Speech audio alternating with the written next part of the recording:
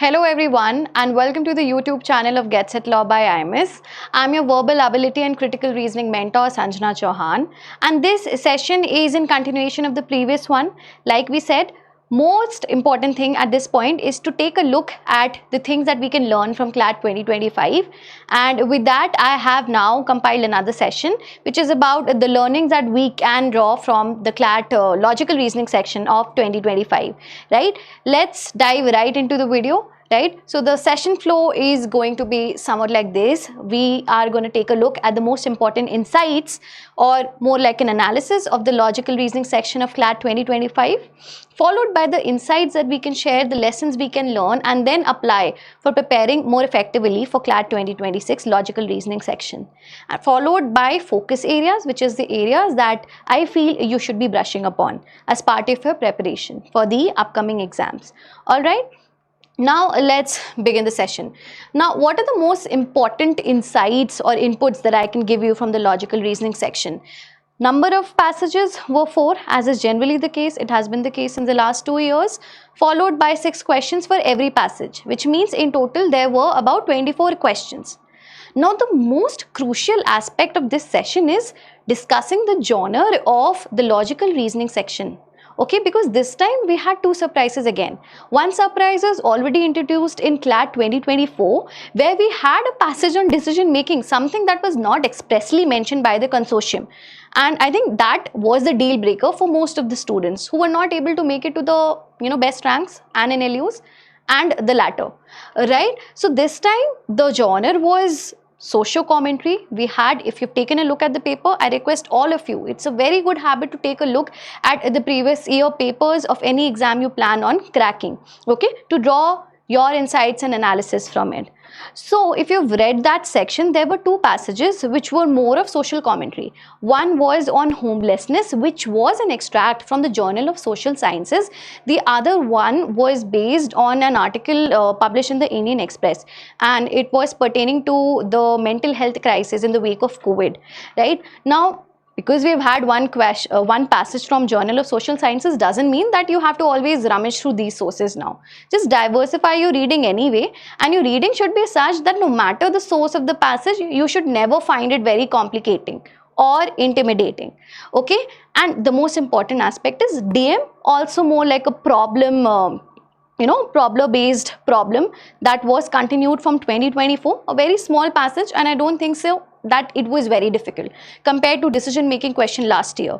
All right, and then we had the surprise, the ultimate surprise of all, because for us logical reasoning, the way we interpret it now, that is through the questions that have been asked in the previous year question paper, is solely critical reasoning. But this time they actually did ask a question from analytical reasoning, which was circular arrangement, right? And a lot of students generally stay limited to it for A-Lit. And I think this was the part where most of the students goofed up, also because it was a novelty for them, also because the 3 questions asked under this particular passage were wrong per se, right? So that was problematic. Anyway, a couple of questions were withdrawn, if you know the news, right? So these were the genres, very different ones this time, very eclectic per se. Okay, and let's take a look at the type of questions. Contrary to popular opinion, we did not have a lot of strength and weaken / paradox application based questions this time. It was more of inference, right, which is like, if the above is true, which of the following must also be true, right? We had more of direct ones or specific detailed questions. I personally did not find a lot of difference between a passage from the English language section and a passage from the logical reasoning section, except for the decision making bit and the circular arrangement bit, because that's purely logical and analytical in nature. Okay, then we had 1 question on title and 1 question on strengthen. Rest of it was very direct based, right? So I don't think so per se the questions were framed in a very difficult manner. So the questions were just very normal for me, right? And if you were to ask me about the level of difficulty, I'll still choose to put it in the easy to moderate category. I wouldn't call it necessarily difficult, because you know what, even once the paper was over, I did discuss the circular arrangement passage with a couple of my students, and for the ones who did feel very intimidated at the time of the question appearing in the exam, later on they were able to solve it. I think it's the fear that kind of just held them back from being able to solve it correctly. So the level of difficulty, again, easy to moderate. I don't think so there was any bombastic florid language used in the passages. Even the decision making passage was very easy.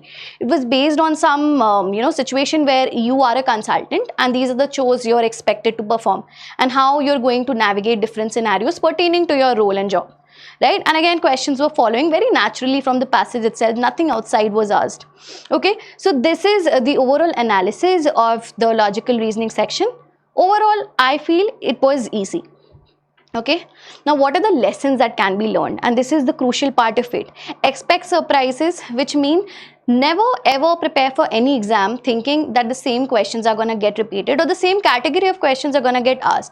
At least knowing CLAT and the way it has been expressing itself for the last 2-3 years, you can expect a lot of novel situations, things you might not expect even in your wildest dreams. So logical reasoning section might not necessarily be all reading based, because we had like a big passage on circular reasoning, on circular arrangement, right? 6 questions on it. They really matter. Okay, and then interpretation, decision making skills should be brushed upon. Interpretation is how well you're able to decode the meaning of a passage. If you're able to do so, this is when you'll be able to solve most of the inference based questions correctly.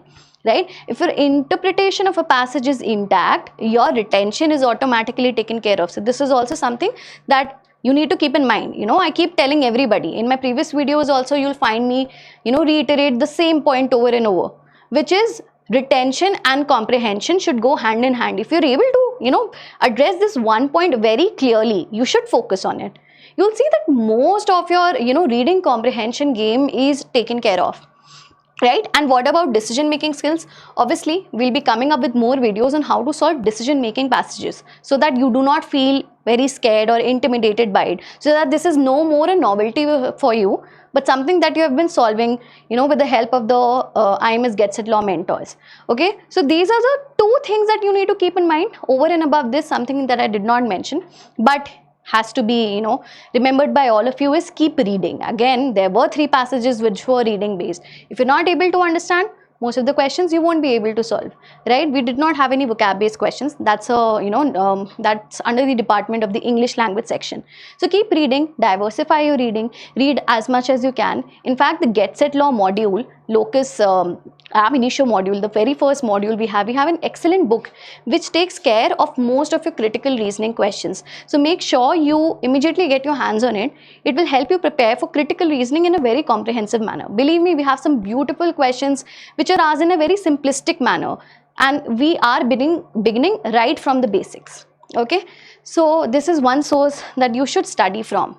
And finally, we have the focus area. What do you need to do? Right? What is the area you need to improve on? Number 1, diversify reading goes without saying. I will keep on reiterating it, hammering the point across all my upcoming videos also. The more you read, the better it is. And how do you become better at it? Is by regularly giving your mocks. Do not skip mocks. Do not skip your benchmarking tests. Do not skip your sectionals. Do not miss lectures, because in the lectures also, and even in the other videos, I shall be discussing a plethora of passages. The more you read, the more is the diversity and the wide variety of articles that you will be encountering. So you'll automatically develop the habit of just reading very new things, something which will no longer remain a surprise for you, because you'll become so confident, right? And focus on decision making. It's twice, I believe, that this concept has been introduced in the paper. I'm not saying that the same will happen for CLAT 2026. It may or may not, but still it's better to remain prepared than non-prepare for it at all, right? And then we have do not ignore analytical reasoning. So let's just start solving a lot of circular arrangement, blood relations, puzzles, and all of these questions. You never know when they start getting asked regularly in CLAT.